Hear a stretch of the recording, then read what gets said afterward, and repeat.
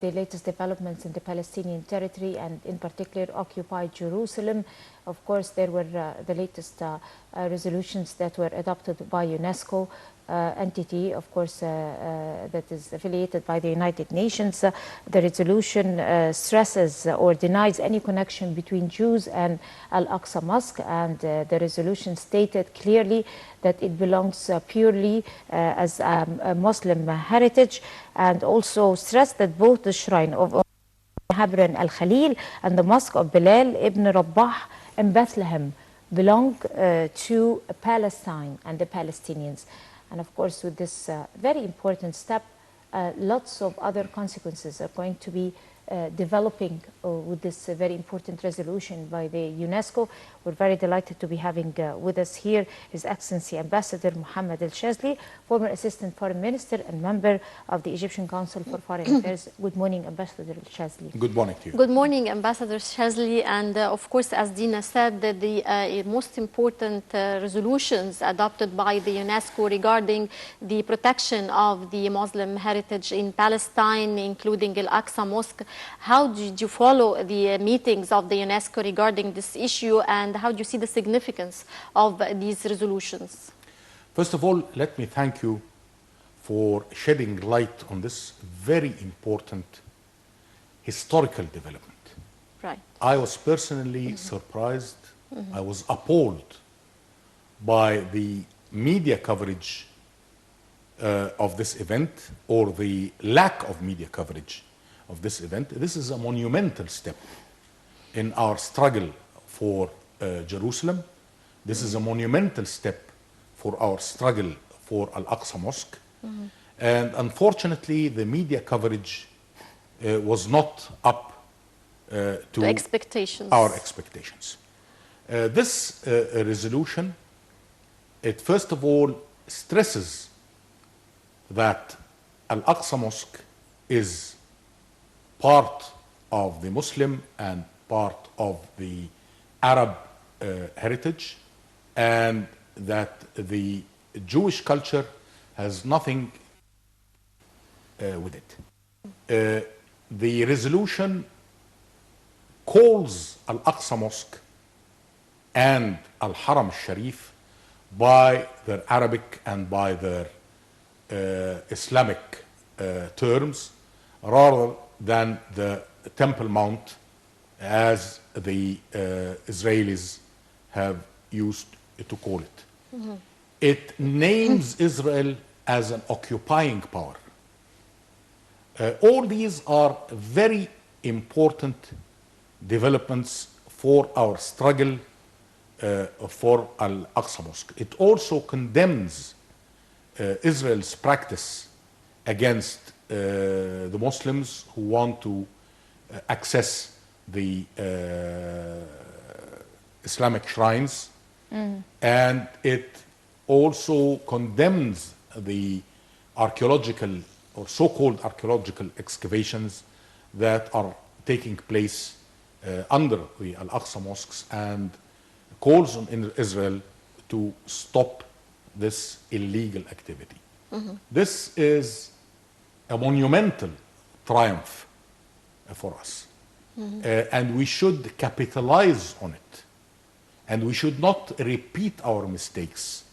In 1917 there was the Balfour Declaration, and at the same time there was Al-Hussein McMahon's liaisons over an Arab kingdom. The Zionists pursued the promise they got, and they got at the end the state of Israel. The Arabs did not pursue strongly the right, and they lost the rights. This resolution is a milestone, but it's still a step in a long way to come, and a long struggle to come. Israel has already started its intransigence and has already started its campaign against this resolution. Mr. Netanyahu was saying that denying Israel's connection with the Temple Mount is like the relationship between the Chinese and the Great Wall of China. Let me here remind Mr. Netanyahu that the Great Wall of China was started by the Chinese in the 8th century. And they completed it in the 17th century. And it still exists with the Chinese civilization. The historic state of Israel existed in Palestine between 1020 BC and 930 BC. Right. For 90 years. Whereas Al-Aqsa Mosque has been in Arab and Muslim possession for over 1,600 years. Right. So there is a big difference between the claims on Israel on Al-Aqsa Mosque, where the temple has been destroyed twice, not by the Arabs, once by the Babylonians under Nebuchadnezzar, and once under the Romans under General Titus, who later became an emperor. Right. But maybe you can give an excuse for the media that coincided with the coward attempt, terrorist attempt, that took the life of one important army official and personnel, Brigadier General Adel Ragai. May his soul rest in peace, and deepest condolences to his family. Maybe that coincided with the attempt assassination, the assassination of the army personnel, and that's why there wasn't an active media coverage for this historic decision by the UNESCO entity. But going back to the resolutions that were adopted by UNESCO, do you think it is more of a political one than a religious? Of course it's a religious, it's a historical one, but it's going to have political depth. What are the consequences politically to that, those resolutions in the coming years after they are taken, do you think? Let me first of all pay my respects to the martyrdom of a great soldier. We are in a war against terrorism, and in a war there will be martyrs. May God bless his soul, and my deepest condolences to the Egyptian people, to the armed forces, and to his family. And I do not excuse the media, because the resolution was adopted on the 9th of October. The Brigadier General was assassinated yesterday. So there was, they did not. There was enough space of time they did so not that coincide. And I mean, this, as I told you, it is a monumental step forward. Let me tell you also the importance of this resolution. First of all, it was adopted by 24 countries.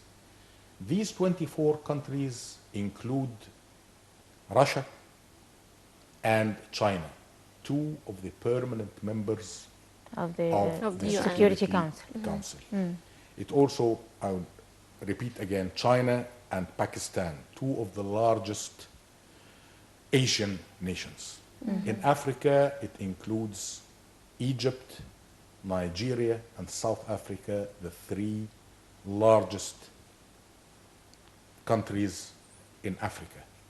In Latin America, they include Mexico and Brazil.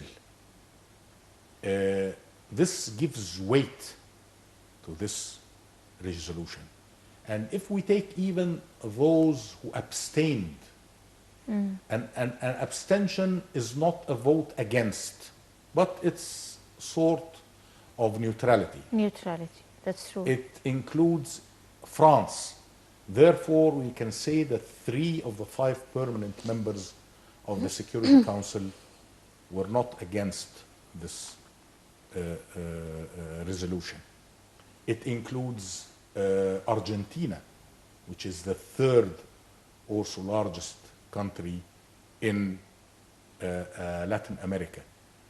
All this gives, it includes Spain, it includes Italy. They abstained. Although I was really puzzled by the attitude of the Italian Prime Minister, who after his country abstained, he condemned the resolution in conversation with Netanyahu. This, I mean, shows that there is political haggling and politicization of the issue. Let me tell you, you were asking if this is a religious or a political. This is a purely political decision, because, I mean, there were Islamic countries, there were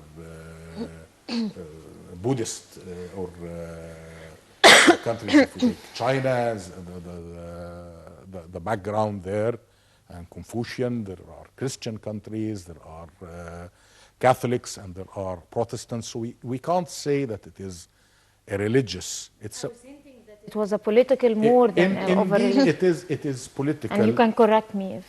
No, you need no correction. You are absolutely right. It is political in the sense that countries are voting according to political and ideological convictions.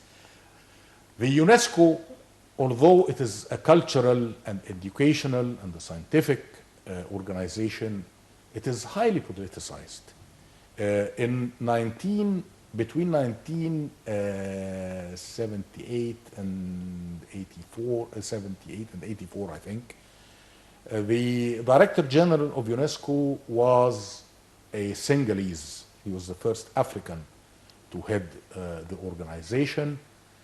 And the United States was completely opposed to him, and at a certain time they withdrew with the United States from the UNESCO because of Mukhtar Embo's leadership of it. In 2000, and I think it was either 2000, 2011, I can't remember exactly, Palestine was admitted into UNESCO. And the United States took a stance against that and stopped its financing of UNESCO. These are political affairs. And what really concerns me now, that I think this our nominee for the leadership of UNESCO, Ambassador Mushira Khattab, because I think that Israel and the United States and Britain all the allies are going to stand very staunchly against her candidacy. And I think that we will need very strong and concerted efforts to support our candidate. Right. Ambassador Shazly, you've just mentioned the importance of building upon these resolutions approved by the UNESCO for the future. How would you think this can take place soon? I mean, what are the steps that should be taken quickly to build upon these two revolutions for the Palestinian rights? I think, you know, the first step is a unified Palestinian front. So long as the Palestinians are divided between Fatah and Hamas, and even now Fatah is divided between Dahlan and Abu Mazen, we cannot expect a strong initiative by the Palestinians for their rights. If we are going to fight against an external enemy, we have to unify our force and stop fighting one another. And what is said about the Palestinians also can be said about the Arabs, because we cannot, as Arabs, face the outside world when we are as divided as we are, and we are fighting one another and killing one another, as unfortunately we are doing. The I mean the countries, the member countries of the Security Council who voted for this resolution. I mean, this particular element of voting is very important. It was one of the core points for the resolution. That signifies that when people of one ideology, people can unify for the sake of an ideology, for the sake of a political development. Do you think that this is paving a way for more other prosperous developments in that particular point of the Middle East issues, I mean the Middle East crisis? The first step is recognizing that this is a Muslim, 100% a Muslim monument, a Muslim property. The second step could be more developed. How do you see the situation? No, I do not like to view it as a Muslim, non-Muslim. I see it as... How do you see it then? I see that, you know, the most salient point in this resolution is that it calls Israel an occupying power. This is a monument that belongs to the Palestinian people, whether they are Muslim, whether they are Christian, or whether they are Jewish. This belongs to the Palestinian people who existed there before there was ever a state of Israel. And this is occupied territory. You cannot, if we want to live in a safe and peaceful world, we have to abide by the Charter of the United Nations, which stipulates very clearly the inadmissibility of acquiring territory by armed force. And this is the state of the occupied lands of Palestine. It is occupied territory. This occupied territory belongs to the Palestinian people. All that is on this territory, whether it is Al-Aqsa Mosque, whether it is the Holy Sepulchre Church, whether it is the Christian monuments, belongs to the Palestinian people and does not belong to the Israeli people. This is not an issue of religion. It is an issue of justice. It is an issue of the Charter of the United Nations. It is an issue of the inadmissibility of acquiring land by armed force. Mr. Ambassador, how do you think this resolution would affect the Palestinians' rights in the coming future, in the near future? I think it is up to the Palestinians and up to the Arabs to capitalize on this. If we unite our front, if we stop the strife and the Arab fighting and the Palestinian fighting, we will be able and concentrate in our common enemy on getting back our just rights. I think this will be a major step forward. But if we continue as we are doing today, destroying Arab countries by Arab force, what is happening in Syria, what is happening in Iraq, what is happening in Libya, what is happening in Yemen, and allowing external forces to play energetically in our domain, in our homeland, then I think the future is going to be very bleak. Right, you raised a very important point of the Arabs or one camp capitalizing on a very important, monumental decision, but has a political consequences. But also on the other side, how does the US and Israel is going to take such an important step taken by the United States as one world body, important world body or entity, especially that it contains or expresses a strong recognition of the Palestinian one that has always been fought for by the allies of Israel to be able to effect it as a reality. Though that came now as a charter, clear and loud, that the Palestinian state existed before Israel. They have more full rights and access to the land and everything. How is the United States and Israel going to be handling the situation politically regarding other issues, especially in the Middle East? I don't believe very much in declarations.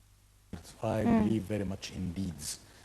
A couple of weeks ago, President Obama said that the Israeli occupation of the Palestinian lands cannot go on forever.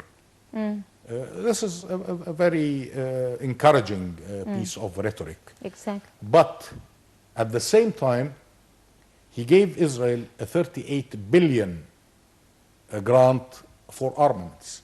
I mean, this is incompatible with this. You have to have your deeds match conforming with your words. This is not happening. Unfortunately, it's a sort of a double standard, it is, which it is indeed. normal, It's not a sort of by. this is double standards par standard. excellence. It's not a sort of double standard. This is double standards. And what encourages the Americans and the Israelis is if you are strong, you can demand your rights. But if you are weak and fragmented, you go along begging for your rights. No beggar gets his rights. He is leftovers are thrown to him. Right. But so long as the Arabs are weak by internal strife, by fighting one another, but by not having a common vision of what their future should be, today the Arab world is being rearranged according to external agendas, whether it is American, whether it is Russian, whether it is Israeli, Iranian, Turkish, whatever. If you are a ceasefire in Syria between the Americans and the Russians, you are talking about peace in Syria and Lausanne, and the Arabs are just spectators. This state of affair has to end, or after a while we will not be only asking for the return of the Palestinian rights, we will be asking for the return of the Syrian rights, the Iraqi rights, the Libyan rights, the Yemeni rights. Right, Your Excellency, Ambassador Mohamed Shazly, former Foreign Minister, Assistant Foreign Minister, and member of the Egyptian Council for Foreign Affairs, would like to thank you very much coming over to the breakfast show. And you have a very good day, sir. Thank you. Thank you, Ambassador Shazly. And dear viewers, we now go for a short break and we'll be right back.